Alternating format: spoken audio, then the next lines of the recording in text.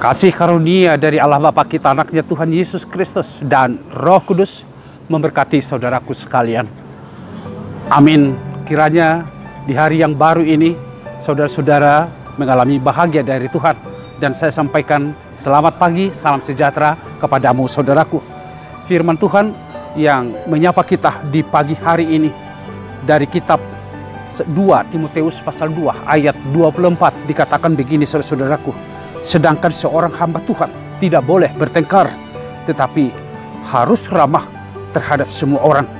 Ia harus cakap, mengajar, sabar. Demikian saudara-saudaraku. Ada satu filosofi yang mengatakan di dalam komunikasi terkadang yang penting bukan apa yang kita katakan, tetapi bagaimana kita mengatakan, saudara-saudaraku. Ajaran Paulus kepada Timotius yang masih muda, supaya dia sebagai seorang pelayan Tuhan bersikap jangan marah, dan selanjutnya jangan suka bertengkar, tetapi harus hidup dengan ramah terhadap semua orang. Saudara-saudaraku, yang dikatakan pertengkaran itu adalah bagian dari kelemahan diri karena tidak sanggup menerima perbedaan yang ada. Yang dikatakan kelemahan dalam hal komunikasi itu menunjukkan ego diri kita sendiri tanpa mau menerima perbedaan pola pikir, sudut pandang dari orang lain. Inilah yang sering mengakibatkan pertengkaran terjadi, memaksakan kehendak sendiri, melihat apa yang kita katakan itulah yang menjadi kebenaran kepada orang lain. Pikiran kita itu menjadi kebenaran bagi orang lain, sehingga orang yang tidak menerima apa yang kita pikirkan atau katakanlah berbeda dengan pikiran kita, itu yang sering membuat kita marah. Jadi ini juga terkadang sering terjadi dalam kehidupan, di dalam kehidupan sosial. Sehingga apa? Pertengkaran demi pertengkaran menjadi sebuah kegelisahan di dalam kehidupan saudaraku.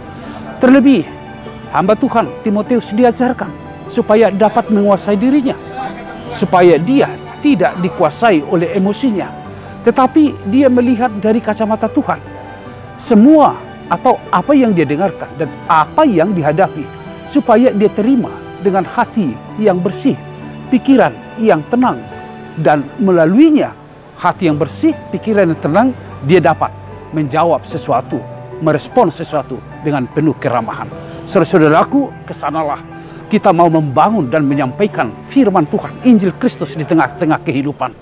Pertengkaran hindarilah, karena tidak ada buah yang dihasilkan oleh pertengkaran selain daripada sakit hati dan memisah dengan orang lain. Hidup seperti ini adalah tidak baik di tengah-tengah kehidupan kita, sehingga misi kita kadang menjadi gagal karena kita tidak melakukan komunikasi yang ramah terhadap sesama. Oleh karena itu, bagaimana kita menyampaikan, menyalurkan firman Tuhan di tengah-tengah kehidupan? Benar bahwa firman Tuhan itu harus kita beritakan saudara-saudaraku, harus kita nyatakan saudara-saudaraku sebagai sikap iman kepada kita. Tetapi dalam menyampaikan ini tidak terlepas dari bagaimana cara kita beretika, membangun etika di dalam menyampaikan firman Tuhan.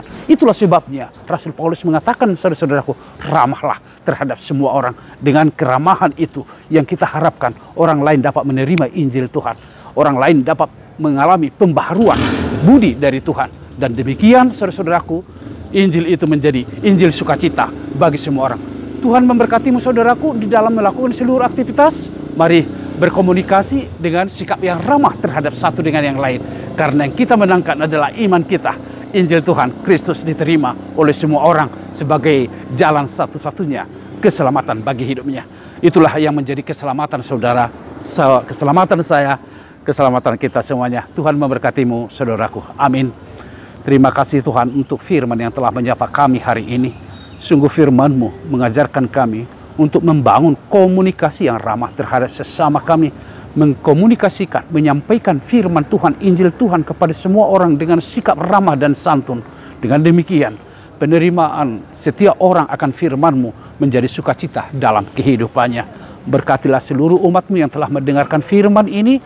Mereka yang akan melakukan aktivitas, Tuhan kuatkan. Tuhan berikan mereka kegembiraan, dan biarlah hidup mereka dan aktivitas mereka Tuhan berkati, sehingga daripadanya hidup mereka mengalami bahagia yang dari Tuhan.